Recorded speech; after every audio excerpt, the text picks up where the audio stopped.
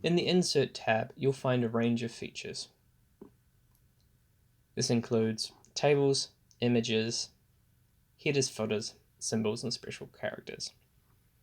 In this video, we'll quickly look at headers and footers, symbols and special characters, but we'll look at the other ones in their own separate videos. To insert a header or footer into your PowerPoint slide, simply select the Insert tab and then find the header and footer option in the text group. When you click on this, it'll open up a different window where you can insert the information.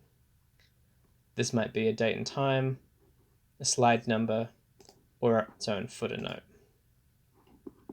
You can do this on the same with the notes and handouts that might be printed with your presentation.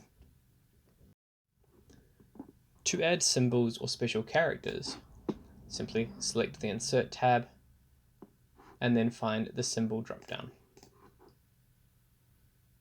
Select the symbol and then you can go through to find the image that you want.